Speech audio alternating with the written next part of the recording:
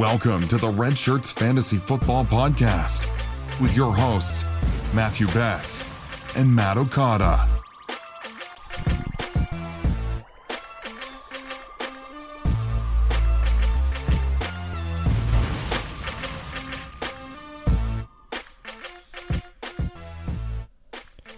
What is up, everybody? Welcome into another injury recap episode of the Redshirts Fantasy Football Podcast. This is your host and injury analyst, Matthew Betts, aka The Fantasy PT.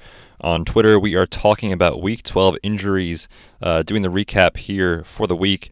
Recording this on Monday evening at about 5 o'clock on the East Coast, so if there are any injury news updates that come out after this, it will not be included on the podcast. We will talk about it this week when Okada and I sit down for our usual weekly recording. And this will not include Monday Night Football, so hopefully clean bill of health for all of those players as well. Obviously, it is a short week with Thanksgiving coming up. We've got 3 games on Thursday, so just a quick programming note. Okada and I are planning to do a live stream on Wednesday afternoon where we will break down all of these games as well as the 1 o'clock games for Thursday. So look for us on Twitter at RedshirtsFFPod. We will make that announcement for an official timeline of when that will happen, when that will take place, but we want to get you as much information as we can in advance of Thursday's kickoff. So look for that to drop on social media. We will let you know how to find it, where to find it, what time, all that good stuff. Probably will be at about 4:30-ish or 5 o'clock East Coast time on Wednesday. All right, everybody, let's get into the Week 12 injury recap. We're going to start at the top with quarterbacks. Let's start with my guy, Carson Wentz, who, man, he looked rough this past week, but this is solely based off injury. We'll talk about that. His performance was terrible, and there may have been a reason for part of his performance being terrible, and it is that he suffered a right hand injury midway through the game on that fumble by the exchange with he and Miles Sanders. You could see Wentz basically try to tackle the defensive lineman. His hand kind of got stuck in the jersey, can cause the fingers to bend awkwardly and basically sprain the ligaments that connect your bones together in your hand. And essentially, this is a pretty minor thing, but it is relevant that it's his right hand. I mean, that's obviously super important for grip strength when you're throwing a football. The team is coming out and calling it a bruise. I would say it's more of a sprain, if you will. But the good news is, he finished the game. It seemed really minor. So there's not really anything to worry about here as far as his performance. I wouldn't be shocked to see him on the practice report early in the week with a right hand injury, but I think he'll get a full practice in later in the week, and he should be good to go this week against the Dolphins in a much-needed win, must-win game, I should say, for the Eagles there in Miami. The other quarterback we'll talk about is Dwayne Haskins. He's also dealing with a wrist injury. Actually wasn't able to finish the game. We had Case Keenum come in for one snap just to take the victory formation snap there and take a knee. Nothing of concern here for Dwayne Haskins. Again, very minor sprain of the wrist. He was seen afterwards with a wrap on the wrist, but it doesn't look like anything serious is going on. X-rays are negative, which is good for ruling out any bone injury or fracture, but we'll see how this injury progresses as the week goes on. Again, it seems minor. I don't think he misses time. We will monitor practice reports. One player that is really relevant to talk about early in the week is Julio Jones, man. You can say what you want about how he performed on Sunday or how the entire offense looked, but he is not healthy. He is not 100%, and it's not just his most recent injury. It's also the fact that he got banged up last week with a foot injury and was on the injury report this past week coming into the games because of his foot. So, you combine that with the fact that now he's got this shoulder injury, which looked like an AC joint sprain, the top of the clavicle there with the shoulder blade, that connection on the outside of the shoulder. Exited for a period of time, came back in after getting an injection on the sideline. So this is a situation where, if you would have told me he plays on Sunday this week, I'd say he's probably good to go. But this is really something to monitor for sure because of the fact that they're playing on a short week on Thursday Night Football. Now, I don't think this is a serious long-term injury for Julio, but you're talking about a game just 4 days after the injury. For sure, over the next 2 to 3 days, he's going to be in a lot of pain, a lot of soreness. I wouldn't be surprised if he gets another injection into that joint before kickoff on Thursday night to get him back out there. But regardless, you got the foot injury, you've got the shoulder injury.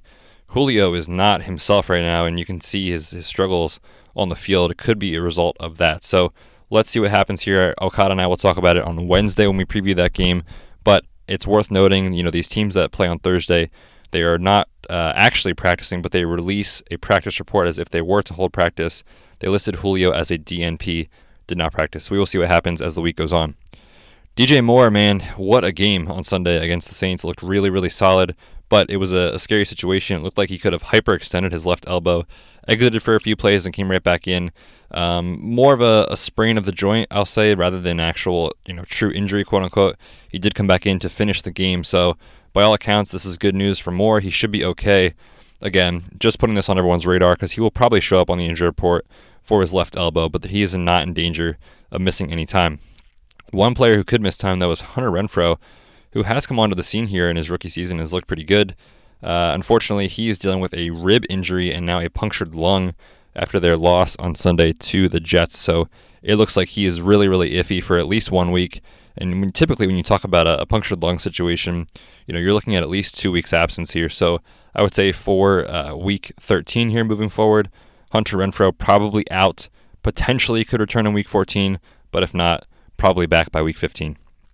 Golden Tate, news broke on Monday that he is now in the concussion protocol after taking a hit on Sunday late in the game. It was on his touchdown reception, actually, late in the fourth quarter.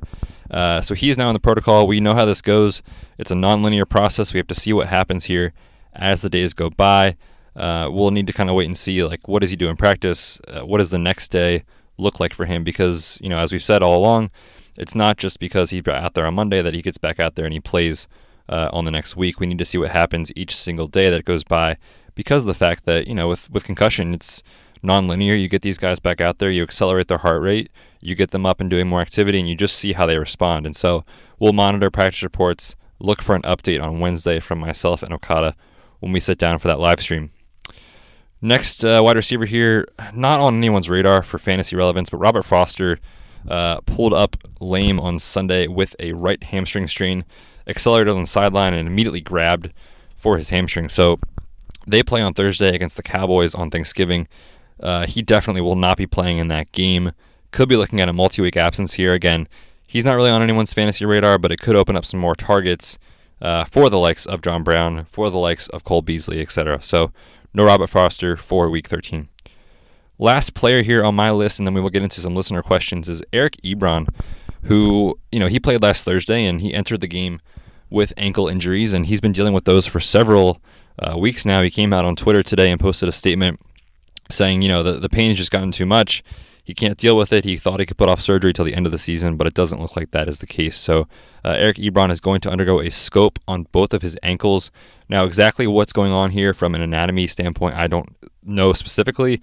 My guess is it's something inside the joint there of the ankle.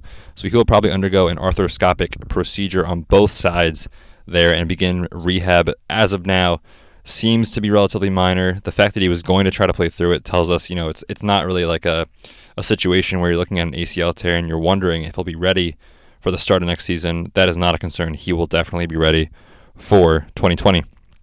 All right, everyone, let's get into some listener questions. And let's talk about the mail. Can we talk about the mail, please, Mac? I'm dying to talk about the mail with you all day. This question comes in from Cortez0818 on Twitter. He wants to know about Damien Williams and what is the update in regards to his injury. We saw him leave last week on Monday Night Football with a rib injury. You could see him grab for the front of his left side of his ribs and exited the game, did not return. This looks like a rib cartilage injury to me based off what happened here for Damien Williams. But we did not have any updates as of 5 o'clock on Monday evening for Damien Williams. We'll see what happens. Because the team was on bye last week, we don't get a lot of injury updates, but the team will release a practice report probably later today and definitely on Tuesday in regards to what they're doing in practice. And for Williams, this is basically a pain tolerance issue. We saw Emmanuel Sanders play with this a couple of weeks. We saw Julian Edelman early in the year play with this, but I will say it's different for running back because these guys are taking way more hits. There's way more contact on every single play. And so the risk of re-injury for these rib cartilage injuries with running backs is higher than that of a wide receiver. So we'll see what happens here. I don't think he's ruled out yet for this week. We'll see how he progresses, but certainly he's not a lock to play in Week 13. One other question we had come in from Social Introvert. He says, what offensive lines were hit hardest by injury this weekend? This is a great question, man, because typically we talk about, just fantasy relevant players, but this is big time, and we'll talk about it with the Saints. I think their offensive line is probably the most banged up right now, especially for fantasy relevance. You look at their two biggest injuries. We've got Andres Pete, who's dealing with a broken bone in his arm, and Teron Armstead just suffered a high ankle sprain this past week.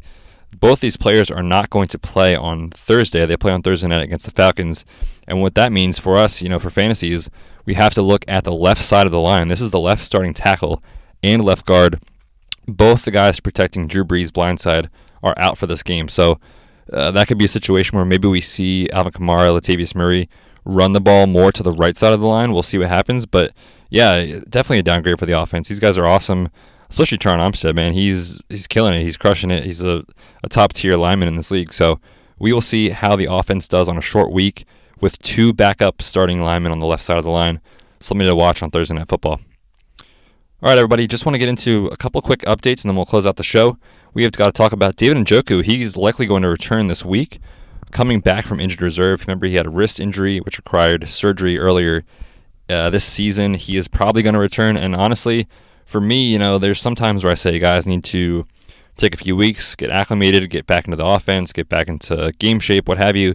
For David Njoku, I think he's going to be fine. I have zero concerns about that. So if you're tight end needy, the schedule for the Browns looks really solid for the team moving forward. He'd be a sneaky pickup this week on waivers, especially if you lost Eric Ebron.